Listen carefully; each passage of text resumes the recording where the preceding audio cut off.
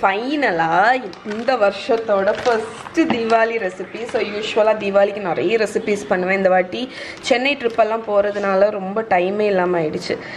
நான் வந்து இன்றைக்கி பண்ண போகிறது பார்த்திங்கன்னா கோதுமை குலாப் ஜாமுன்.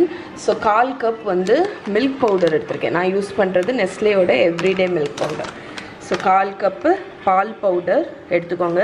ஸோ நிறைய பேர் வந்து பால் பவுடர்னு சொன்னோன்னே குழந்தைக்கு கொடுக்குற பால் பவுடர் யூஸ் பண்ணலாமான்னு கேட்பீங்க. அது வேறு, கம்ப்ளீட்டாக அது வேறு.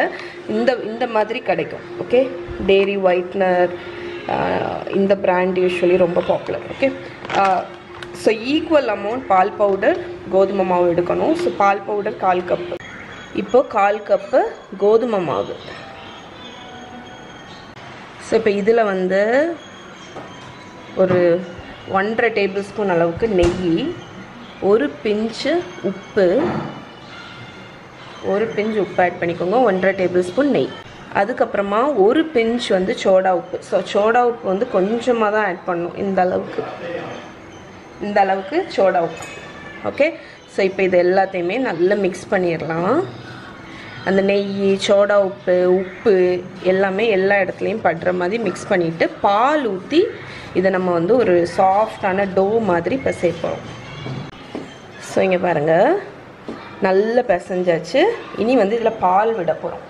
ஸோ நான் வந்து ஃபஸ்ட்டு ஒரு டேபிள் ஸ்பூன் அளவுக்கு பால் விடுறேன். அதுக்கப்புறமா வேணும்னா நம்ம வந்து இன்னொரு டேபிள் ஸ்பூன் ஆட் பண்ணிக்கலாம். நான் இது குறைவாக தானே எடுத்திருக்கேன், அதனால் குறைவாக பால் போடும். ஸோ இதுலேருந்து கூட ஒரு டேபிள் ஸ்பூன், ஒரு 1/2 டேபிள் ஸ்பூன் விடுறேன். ரொம்ப போட்டு சப்பாத்தி மாவு மாதிரி பிசையக்கூடாது, லைட்டாக அந்த மாதிரி பிசைஞ்சுக்கோங்க.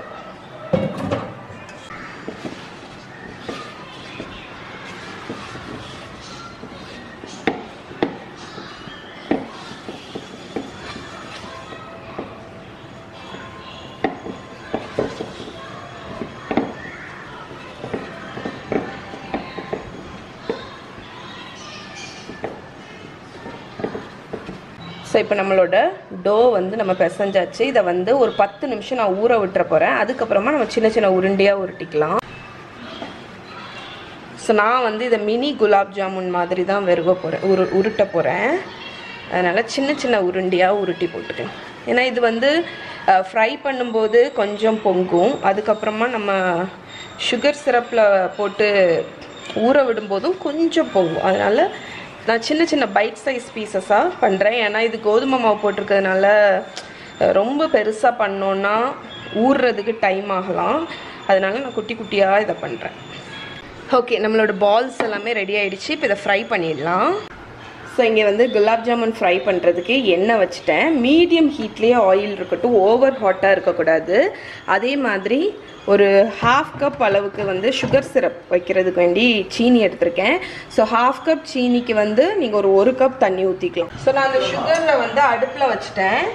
1/2 கப் சுகருக்கு வந்து 1 கப் தண்ணி ஊற்றி அது வந்து ஓரத்தில் கொதிச்சுட்டே இருக்கட்டும். இந்த எண்ணெய் வந்து ஓரளவுக்கு ஹீட் ஆகிடுச்சு. ஸோ எண்ணெய் வந்து ஓரளவுக்கு மிதமான ஹீட்டில் இருக்கும்போதே நம்ம வந்து இந்த பால்ஸ் எல்லாம் போட்டுற போகிறோம். ஸோ குலாப் ஜாமுனுக்கு ஒன்று நம்ம அந்த மாதிரி தானே ஃப்ரை பண்ணுவோம். ஹை ஹீட்டில் ஃப்ரை பண்ணக்கூடாது. ஹை ஹீட்டில் ஃப்ரை பண்ணிங்கன்னா உங்களுக்கு குலாப் ஜாமுன் வந்து லைக் அது ஒழுங்காக வந்து குக் ஆகாது. ஓகே, அதனால இது மிதமான ஹீட்டில் வச்சு நம்ம இதை வந்து ஃப்ரை பண்ண போகிறோம். மிதமான ஹீட்டில் வச்சு இந்த மாதிரி இப்படி திருப்பி விட்டு நீங்கள் ஃப்ரை பண்ணும்போது அது நல்ல கோல்டனாக இதாகும். இது எப்படியும் ஒரு 5லேருந்து 7 நிமிஷம் ஆகும் ஃப்ரை ஆகிறதுக்கு. ஓகே, ஸோ இந்த அளவுக்கு நல்ல கோல்டனாக ஃப்ரை ஆகிடுச்சு. இப்போ இதை வடிகட்டி எடுத்துடலாம். எடுத்து ஒரு பிளேட்டில் எடுத்து வச்சுருவோம்.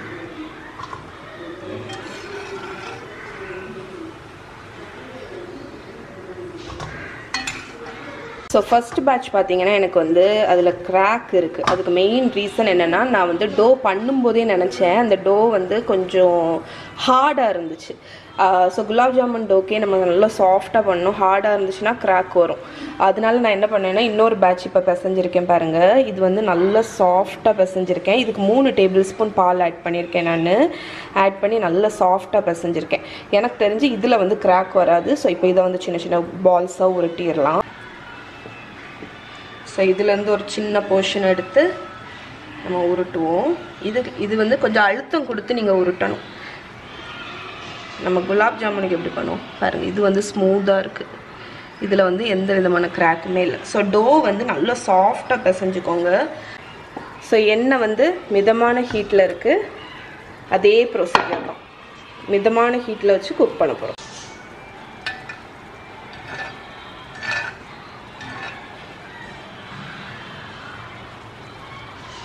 இது ஃப்ரை ஆகிட்டு இருக்கட்டும். நம்மளோட சிரப் வந்து அந்த ஒற்ற பதம்னு சொல்லுவாங்கள்ல, ஒரு மாதிரி ஸ்டிக்கி ஸ்டேஜ், அந்த ஸ்டேஜுக்கு வரணும். ஸோ ஆல்மோஸ்ட் அது வந்திருக்கும். இதில் நீங்கள் வேணும்னா குங்குமப்பூ, ஏலக்காய் பொடி எது வேணாலும் ஆட் பண்ணிக்கலாம். நான் இன்றைக்கி ரொம்ப சிம்பிளாக தான் வச்சுருக்கேன்.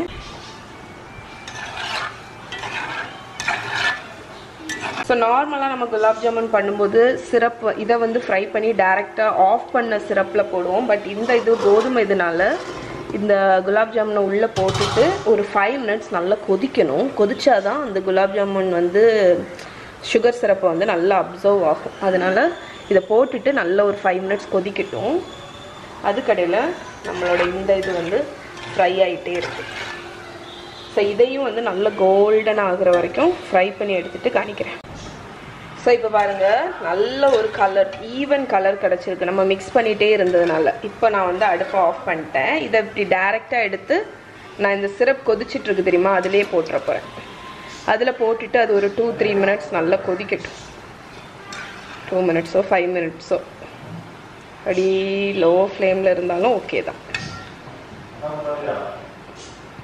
ஓகே, ஸோ நம்மளோட சிரப் இருக்குல்ல, அந்த சிரப்பில் வந்து நம்ம ஜாமுன்ஸை போட்டுட்டு ஓரளவுக்கு மீடியம் லோ ஃப்ளேமில் ஒரு 5 மினிட்ஸ் கொதிக்க விட்டுட்டு நம்ம அடுப்பை ஆஃப் பண்ண போகிறோம். அப்போ தான் வந்து இது வந்து லைக் டக்குன்னு அப்சர்வ் ஆகுறதுக்கு கொஞ்சம் ஹெல்ப் பண்ணுறோம். ஓகே,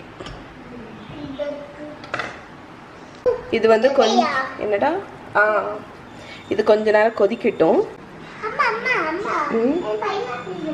பைனாப்பிள் வெட்டி தரவா? ஸோ 5 மினிட்ஸ் பாயில் ஆனோடனே நான் அடுப்புலேருந்து எடுத்துட்டேன். ஆக்சுவலி இந்த இப்போ வந்து டபுள் பேட்ச் பண்ணியிருக்கிறதுனால சுகர் சிரப் வந்து பத்தாத மாதிரி இருக்குது. ஸோ நீங்கள் வந்து பெரிய அமௌண்ட் பண்ணுறீங்கன்னா அதுக்கு தக்கன டபுளாக சுகர் சிரப் பண்ணிக்கோங்க. ஸோ நான் ஃபஸ்ட்டு காணிச்ச அந்த 1/4 கப் அளவுக்கு வந்து உங்களுக்கு வந்து 1/2 கப் சுகர் ஓகேயாக இருக்கும். 1/2 கப்லேருந்து 3/4 கப் வரைக்கும் நீங்கள் சுகர் போட்டுக்கலாம். உங்களுக்கு கொஞ்சம் சிறப்பாக வேணும்னா நீங்கள் 1/2 கப்பு கோதுமை மாவு அந்த அளவில் பண்ணுறீங்க அப்படின்னா உங்களுக்கு 1.5 கப் அளவுக்கு நீங்கள் சுகர் போடணும். ஓகே, ஸோ அந்த 3/4 கப் அளவுக்கு நீங்கள் 1/4 கப்புக்கு போட்டிங்கன்னா பர்ஃபெக்டாக இருக்கும் உங்களுக்கு சுகர் சிரப்பு. ஸோ இப்போ இதை வந்து 2 ஹவர்ஸ் நம்ம வந்து ஊற விட்டுறணும். ஊற விட்டதுக்கப்புறம் இதை வந்து சர்வ் பண்ணும்போது உங்களுக்கு காணிக்கிறேன். ஓகே ஃப்ரெண்ட்ஸ், ஸோ இங்கே பாருங்கள், நம்மளோட சூப்பர் குலாப் ஜாமுன் ரெடி. செம்மையாக இருக்குது. நான் ஒன்று டேஸ்ட் பண்ணி பார்த்துட்டேன், ரொம்ப நல்லாயிருக்கு. ஸோ கோதுமை மாவுன்னு இதை வந்து சொல்லவே மாட்டாங்க, அந்த அளவுக்கு இருக்குது. நான் உங்களுக்கு நான் வந்து ஒன்றே என்னென்னா சுகர் சிரப் மட்டும் கொஞ்சம் கூட வச்சுருந்தேன்னா இது வந்து நல்லாவே சோக் ஆகிருக்கும். ஸோ எப்படி இருக்குது பாருங்கள் நம்ம குலாப் ஜாமுன். இதை கடிச்சு காணிக்கிறேன்.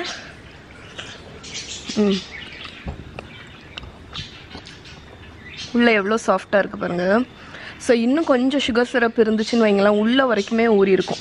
கோதுமை மாவு வச்சு இவ்வளோ ஈஸியாக குயிக்காக நீங்கள் வந்து வீட்டிலே இந்த மாதிரி குலாப் ஜாமுன் பண்ணுறது வந்து அவ்வளோ என்ன சொல்ல, அவ்வளோ பர்ஃபெக்டாக வந்து ஒரு குலாப் ஜாமுன் வந்து வர்றது வந்து எனக்கு நிஜமாகவே இந்த ரெசிபி ஆச்சரியமாக இருக்குது. ஸோ அதை கண்டிப்பாக ட்ரை பண்ணி பாருங்கள். இந்த தீபாவளிக்கு வந்து இதை வந்து ரொம்பவே நல்லாயிருக்கு. ஸோ நான் இவ்வளோ தூரம் சொல்கிறேன்னா நீங்கள் இதை கண்டிப்பாக ட்ரை பண்ணி பாருங்கள். ட்ரை பண்ணி பார்த்துட்டு எப்படி இருக்குன்னு சொல்லுங்கள்.